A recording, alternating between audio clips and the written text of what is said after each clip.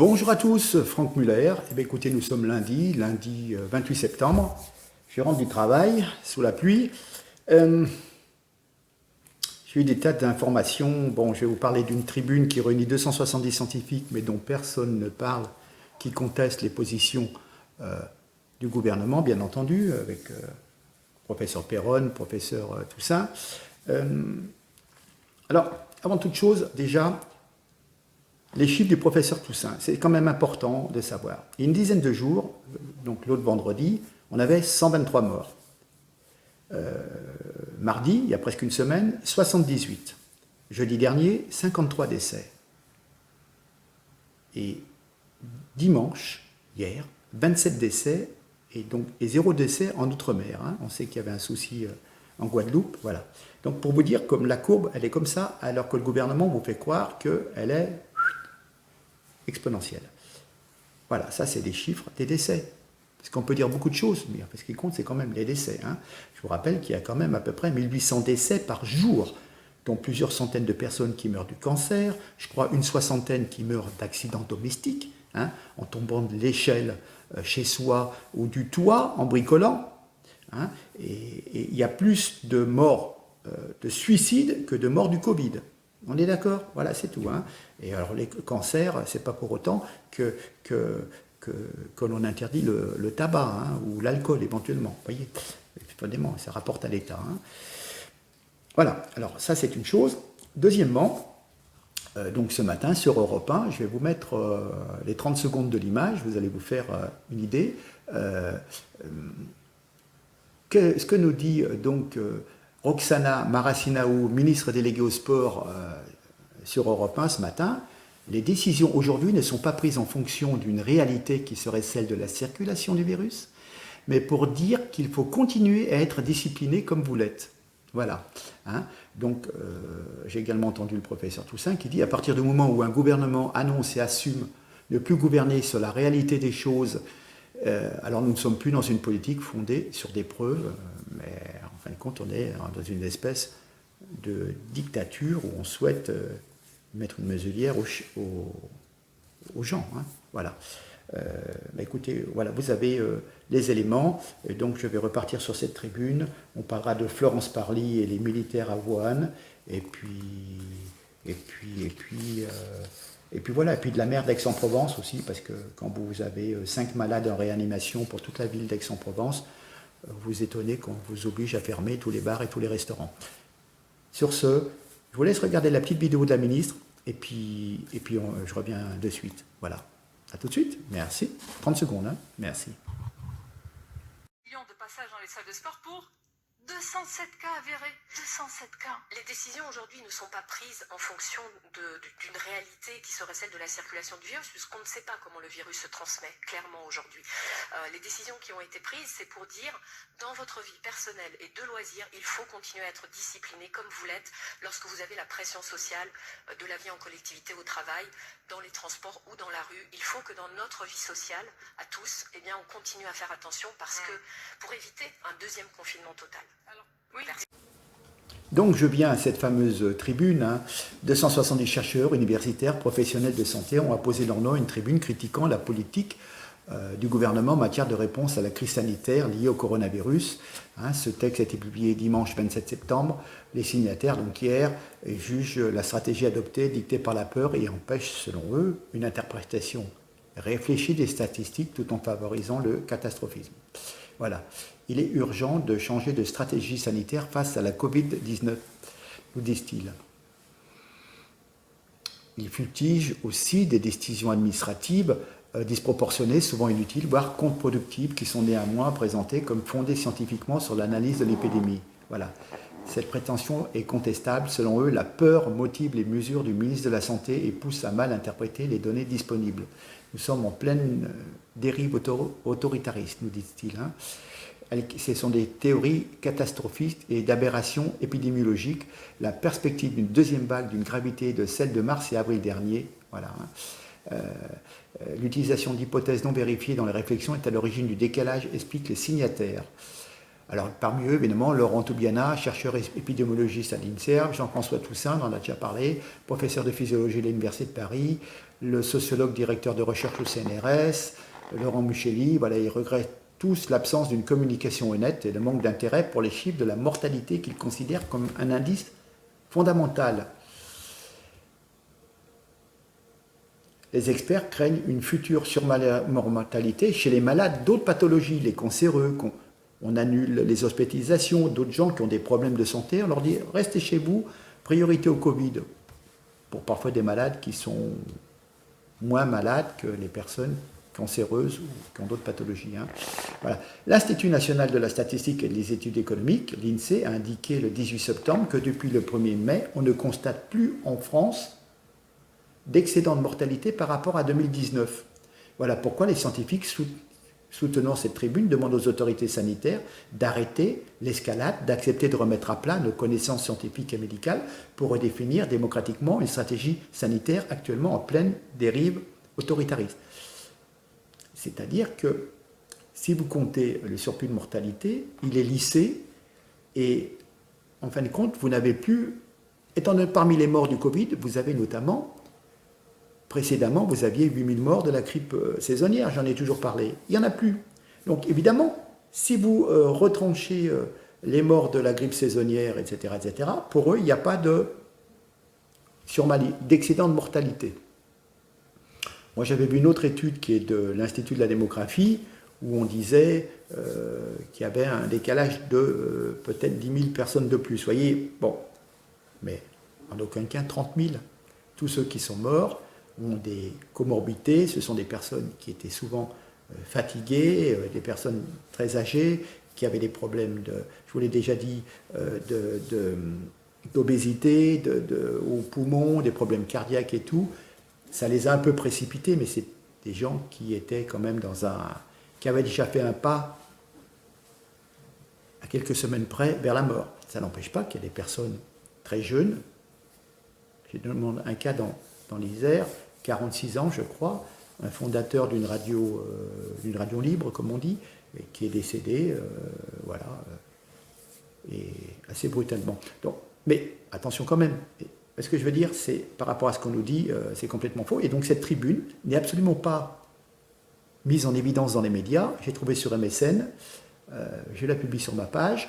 Mais voilà, on remet en cause des grands professionnels, etc. On remet en cause la politique du gouvernement. Déjà,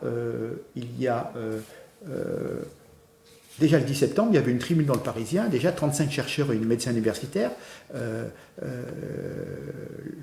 voilà, disaient que beaucoup de citoyens s'affolaient et au contraire se moquent des consignes et nombre de décideurs paniquent.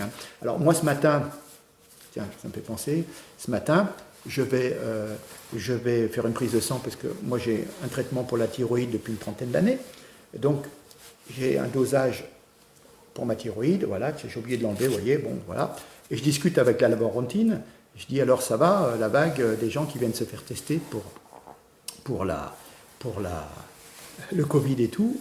Alors elle me dit, m'en parlez pas et tout, il y a des gens qui viennent tous les 2 mois se faire tester. Elle dit, bon maintenant on a sélectionné, on ne prend que les gens qui ont vraiment une ordonnance. Et puis vous avez des gens, ils prennent des rendez-vous, et puis en fin de compte, après ils ne viennent plus, parce qu'ils ne veulent pas attendre, donc en fin de compte, voilà, ce sont des gens qui ne sont pas malades. Et elle me dit, nous qui sommes au contact, on peut être au contact de personnes malades, eh ben, on se teste même pas. Parce que le test, c'est pour des personnes qui ont des symptômes. Vous avez des symptômes, bon d'accord, là, on va tester. Je vous rappelle que, il faut le redire à l'infini, que on vous sort 15 000 cas. J'ai un chiffre qui sort 15 000 cas. Mais ce n'est pas 15 000 malades. C'est 15 000 cas positifs. Et donc, dans les cas positifs, vous avez énormément de faux positifs. Vous avez des gens qui sont positifs parce que, comme je vous l'ai dit la dernière fois, en amplifiant le signal, en allant chercher, on va trouver des restes du fait que vous avez été grippé, enrhumé, il y a 6 mois, 8 mois, l'hiver dernier, et que du coup, en cherchant bien, ils arrivent à détecter, ce test détecte que voilà, vous avez été en contact avec un état grippal, etc. Un virus, mais un virus bénin. Voilà.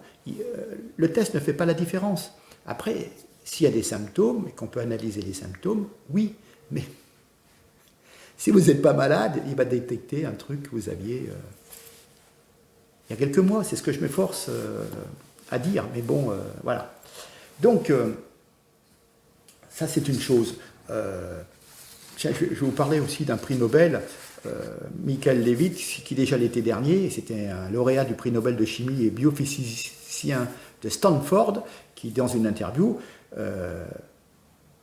disait qu'il n'y avait pas vraiment de preuves que le Covid provoque des pertes massives de vie humaine, que les personnes qui décèdent de cette maladie sont celles qui étaient de toute façon en danger de mort extrême sans le virus. Je rappelle que les analyses américaines vous disent qu'il y a seulement 6% qui sont vraiment morts du Covid, que du Covid. Toutes les autres avaient déjà une ou deux pathologies. Alors évidemment, si vous êtes déjà fragilisé, mais même une grippe saisonnière peut vous emporter dans la mesure où vous êtes obèse, vous avez des problèmes pulmonaires, des problèmes cardiaques. Voilà, donc c'est vrai que les personnes qui ont des soucis importants, voilà, je vous l'ai déjà dit, je crois que les personnes obèses représentent 16 ou 17% du pourcentage de la population, mais ça représente à peu près 85% ou 87% des personnes qui sont sous ventilation, qui sont en réanimation. Pour vous dire tellement, comme l'obésité, on dirait pas, on dirait, tiens, il est gros, ah, il a 20 kilos de trop, 30 kilos de trop, ah, c'est un bon vivant. Ben oui, mais voyez, en fin de compte, eh ben, ça fragilise. Voilà, ça vous paraît... On a tous dans notre entourage des gens qui ont un très fort embonpoint, qui aiment la bonne chair, et puis on n'est pas égaux devant la génétique, donc on a des personnes, même si elles ne mangent pas énormément, prennent de l'embonpoint, et voilà, bon, c'est génétique. Mais voilà, eh ben, vous voyez comme ça affaiblit, voilà. Alors donc ce même prix Nobel nous dit la grippe a été presque totalement absente l'hiver dernier et d'une certaine manière, les décès de Covid-19 compensent cette absence. Comme il n'y a pas eu de saison de grippe sérieuse cette année, beaucoup de personnes fragiles sont encore en vie et elles sont évidemment la première cible du coronavirus. C'est un prix Nobel qui le dit, vous voyez. En fin de compte, ça correspond à ce que je vous dis depuis des semaines. Voilà.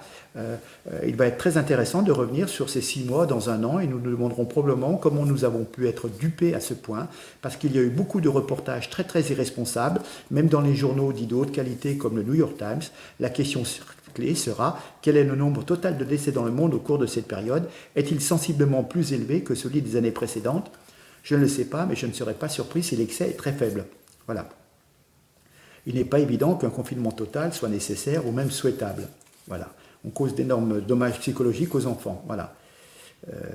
D'ailleurs, il revient sur ce que j'avais évoqué il y a des années, enfin il y a des années, pardon, excusez-moi, il y a quelques semaines, sur les fameuses modélisations, prévisions de l'Imperial College of London, hein, qui prévoyait 2 millions de décès aux États-Unis et 500 000 au Royaume-Uni, et puis en fin de compte, au mois d'août, on était à 20 000 dû soi-disant au Covid, et en fin de compte, vous mourrez d'une crise cardiaque, mais vous êtes positif au Covid. Positif simplement, pas être malade du Covid, et puis vous êtes déclaré mort du Covid. Hein. Voilà, bon, ça commence à se savoir, mais c'est ainsi. Qu'est-ce qu'une zone... Alors, ils nous avaient dit la semaine dernière, ils ont pris... la situation épidémique se poursuit, se dégrade plus rapidement dans certains territoires. Il y a une pression hospitalière importante dans certains territoires. Enfin bon. Qu'est-ce qu'une zone écarlate? C'est une zone super rouge par opposition aux zones vertes et aux zones normalement rouges. Dans les zones vertes, les Français peuvent vaquer à leurs occupations avec des masques et des gestes barrières. Ces symboles du vivre pas ensemble. Dans les rouges, il faut faire super attention pour ne pas mourir d'un postillon tiré par un terroriste covidien qui vous parle et qui peut être un ami, un proche, un parent. Et enfin, dans les zones écarlates, c'est la fin des rassemblements de 5000 personnes, réduit à 1000, plus la fin des réunions privées de plus de 10 personnes. Voilà. Hein. Donc, et puis la vente d'alcool est interdite après 20 heures, hein, comme si on était tous alcooliques. Et c'est comme le virus sortait après 20 heures. Voilà. Enfin bon, qu'est-ce qu'ils vont nous pondre cette bande de tarés dans les prochains jours? Voilà. Hein. Il y aura peut-être quelque chose encore de plus rouge que la zone écarlate, la zone super écarlate. Et on sera surveillé par un drone, je ne sais pas. Hein. Mais enfin, disons, nous pouvons être fiers de notre gouvernement pour faire chier les Français, ils sont champions du monde.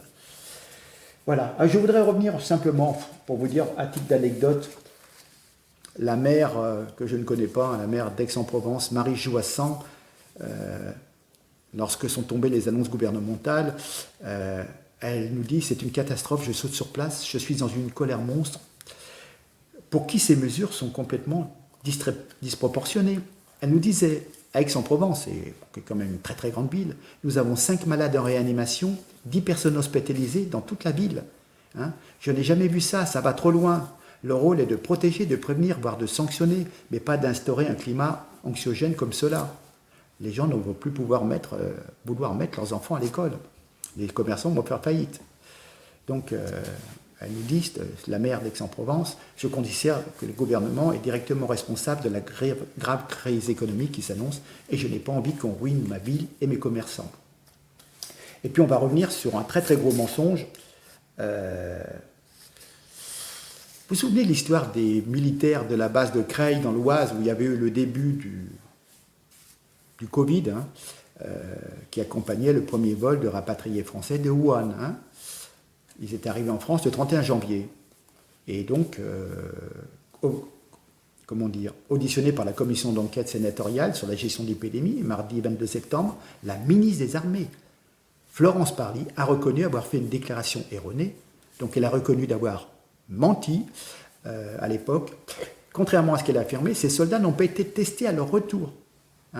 J'ai juré de dire toute la vérité, donc je me dois de vous dire ce que j'ai dit quelque chose d'inexact le 4 mars à France 2. Voilà. Ils ont été testés. Ce qu'elle avait dit à l'époque, ils ont été testés, ils n'étaient pas porteurs du virus.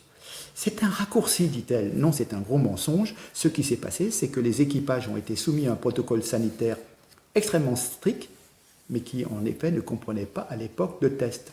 Voilà. Il y a un protocole, c'est un isolement de 14 jours, mais voilà, donc c'était un gros mensonge. Voilà, bon, je suis las, la journée a été longue, mais bon, je tenais quand même à vous préciser. Je répète, il y a une semaine, il y avait environ 127 morts, c'est descendu à 60, et dimanche dernier, hier, on était à une vingtaine de morts. C'est le professeur Toussaint qui nous le dit. Voilà. Bon, après, moi, ça sera ma conclusion. Je vous laisse le soin de réfléchir, de faire votre réflexion.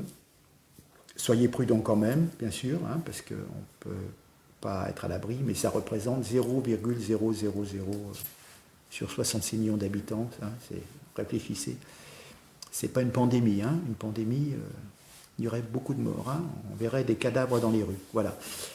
Sur ce, je vous laisse. Je vous remercie de votre attention. Ma foi partagée. Je suis bien remonté, mais j'en ai marre d'entendre des conneries, c'est pour ça. Et là, j'ai pris la mouche à force d'entendre tout ce que j'entends et j'avais envie de vous parler de cette tribune de 270 scientifiques. C'est quand même pas... c'est pas quand même Franck Muller qui vous raconte des trucs sur sa chaîne. Ce sont des gens qui font quand même autorité et qui voient qu'en fin de compte, on nous mène droit dans le mur. Voilà. En tous les cas, je vous remercie. Je vous remercie de votre attention. Partagez, abonnez-vous. Ma foi, faites le maximum pour moi. Et puis, je vous dis à très bientôt. Je reste à l'affût des prochains mensonges de nos charmants gouvernants. Allez, à très bientôt. Merci. Au revoir.